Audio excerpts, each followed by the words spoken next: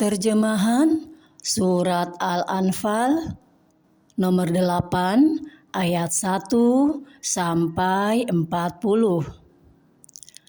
Ayat 1 tentang cara pembagian ghanimah terserah kepada Allah. Dengan menyebut nama Allah yang Maha Pengasih, Maha Penyayang. Mereka menanyakan kepadamu, Muhammad, tentang pembagian harta rampasan perang. Katakanlah, harta rampasan perang itu milik Allah dan Rasul, menurut ketentuan Allah dan Rasul-Nya. Maka bertakwalah kepada Allah dan perbaikilah hubungan di antara sesamamu, dan taatlah kepada Allah dan Rasul-Nya jika kamu orang-orang yang beriman. Ayat 2-4 tentang sifat-sifat orang mukmin. Sesungguhnya orang-orang yang beriman adalah mereka yang apabila disebut nama Allah gemetar hatinya, dan apabila dibacakan ayat-ayatnya kepada mereka bertambah kuat imannya, dan hanya kepada Tuhan mereka bertawakal, yaitu orang-orang yang melaksanakan sholat dan yang menginfakkan sebagian dari rezeki yang kami berikan kepada mereka.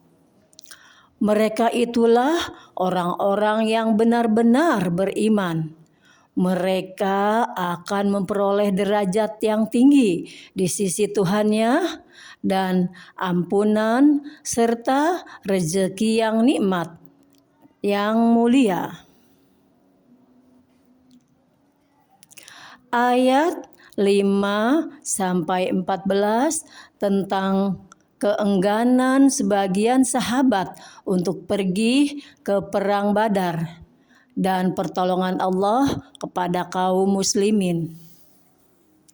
Sebagaimana Tuhanmu menyuruhmu pergi dari rumahmu dengan kebenaran, meskipun sesungguhnya sebagian dari orang-orang yang beriman itu tidak menyukainya. Mereka membantahmu, Muhammad, tentang kebenaran setelah nyata bahwa mereka pasti menang.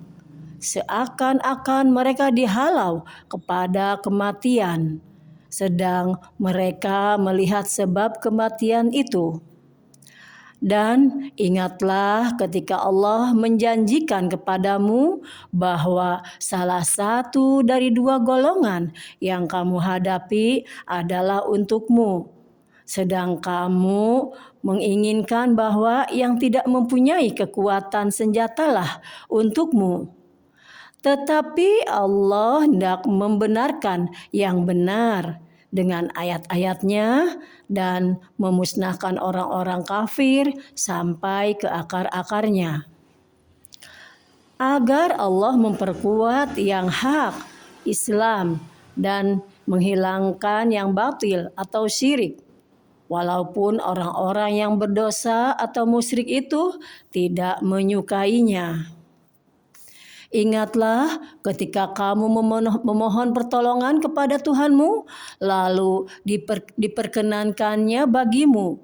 Sungguh aku akan mendatangkan bala bantuan kepadamu dengan 1000 malaikat yang datang berturut-turut.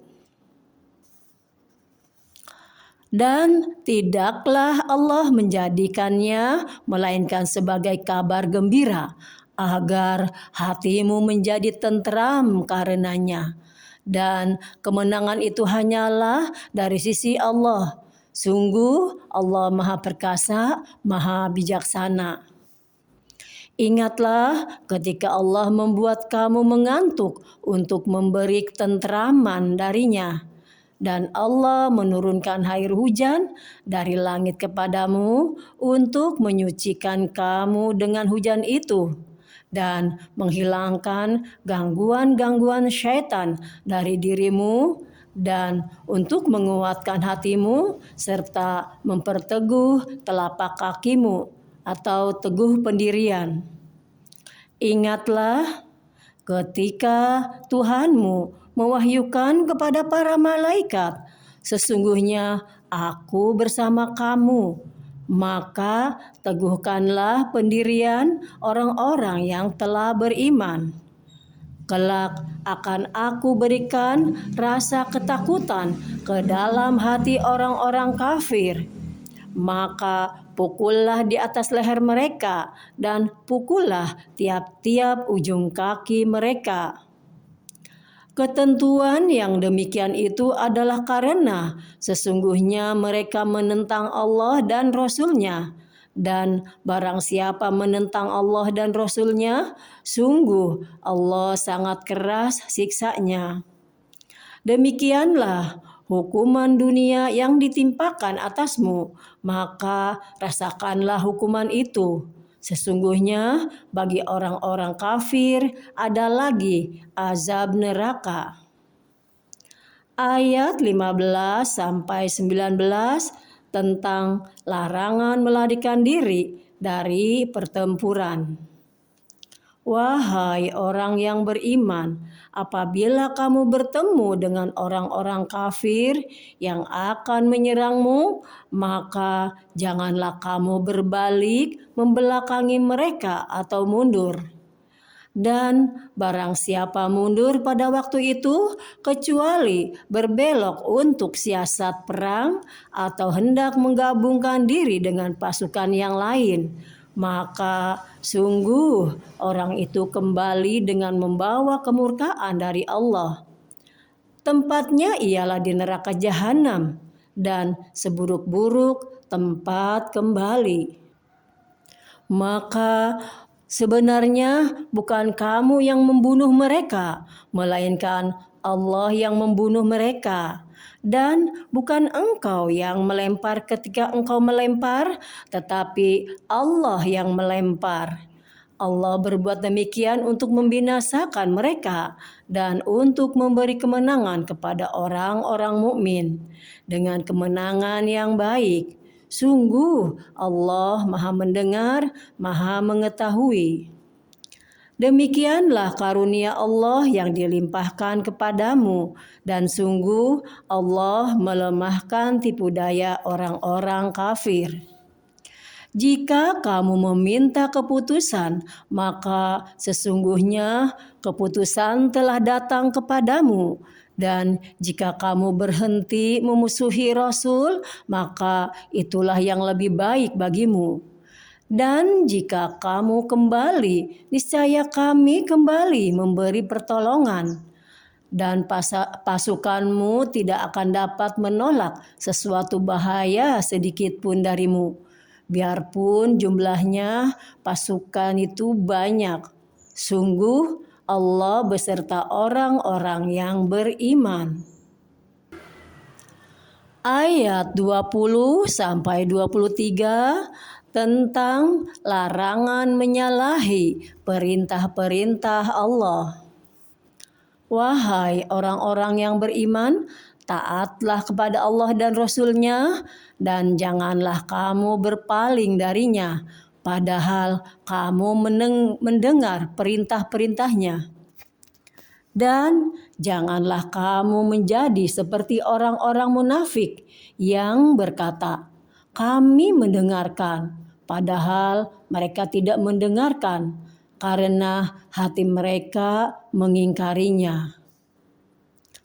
Sesungguhnya makhluk bergerak yang bernyawa yang paling buruk dalam pandangan Allah ialah mereka yang tuli dan bisu atau tidak mendengar dan memahami kebenaran, yaitu orang-orang yang tidak mengerti.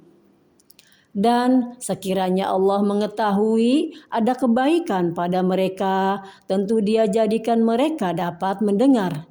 Dan jika Allah menjadikan mereka dapat mendengar, niscaya mereka berpaling, sedang mereka memalingkan diri. Ayat 24 sampai 26 tentang kewajiban menaati perintah Allah dan Rasul-Nya. Wahai orang-orang yang beriman, penuhilah seruan Allah dan Rasul apabila Dia menyuruhmu kepada sesuatu yang memberi kehidupan kepadamu. Dan ketahuilah bahwa sesungguhnya Allah membatasi antara manusia dan hatinya. Dan sesungguhnya kepadanya lah kamu akan dikumpulkan. Dan peliharalah dirimu dari siksaan yang tidak hanya menimpa orang-orang zalim saja di antara kamu. Ketahuilah bahwa Allah sangat keras siksanya.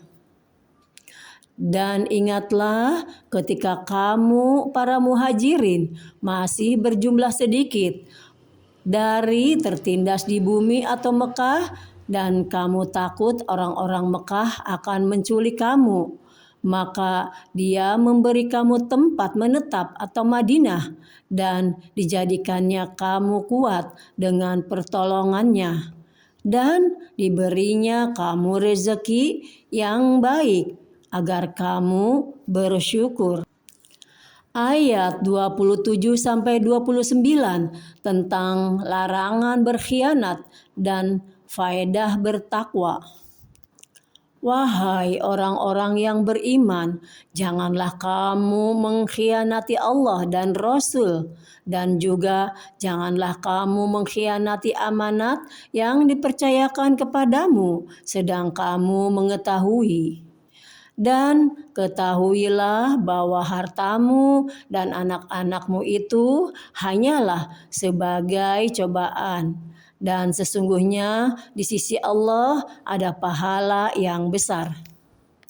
Wahai orang-orang yang beriman, jika kamu bertakwa kepada Allah, niscaya Dia akan memberikan furqan atau kemampuan membedakan antara yang hak dan batil kepadamu, dan menghapus segala kesalahanmu dan mengampuni dosa-dosamu.